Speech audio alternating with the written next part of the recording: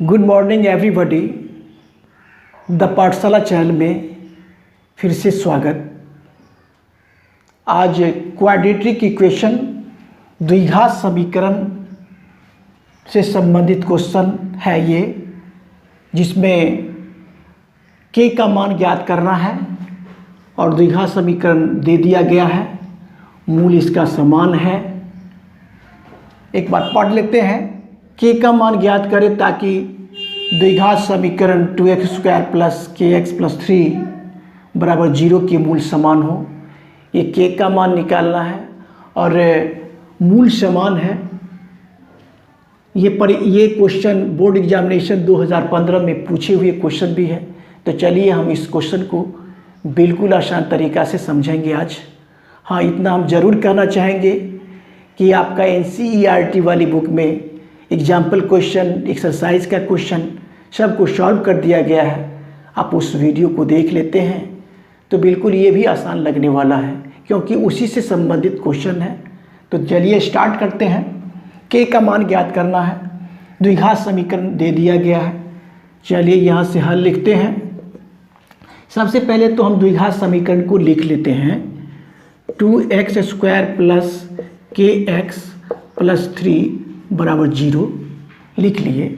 और इसमें से a b c द्विघात समीकरण a b c का मान हम निकालना जानते हैं।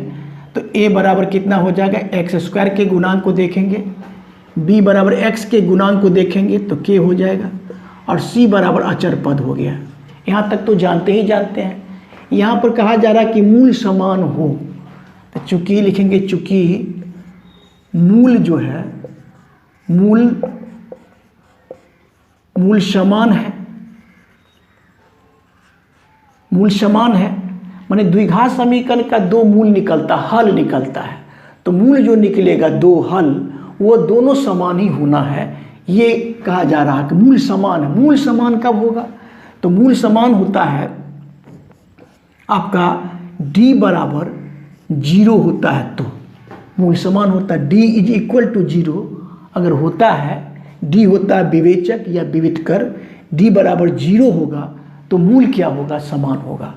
लेकिन हम लोग पढ़े हैं कि d जो है विवेचक, इसका फॉर्मूला क्या होता है, तो फॉर्मूला तो होता है b² माइनस 4ac। लिख दिए d के जगह पर बराबर का 0। ठीक है, यहाँ तक स्पष्ट है। फिर आगे बढ़ेंगे b²। तो b का मान अब देखिए, b का मान के लिए है ना, तो k का स्क्वायर हो जाएगा माइनस 4 इंटू a का मान देखिए, a का मान 2 है तो 2 लिख दिए, गुना 2, और गुना c का मान देखिए, c का मान 3 है, 3 लिख दिए, बराबर का 0 है तो 0 भी लिख दिए। यहाँ तक स्पष्ट है। अब देखिए k², इसको माइनस, इसको गुना करेंगे 4 दूना 8, 8 में 3 से गुना करेंगे तो 24 हो जाएगा, बराबर का 0।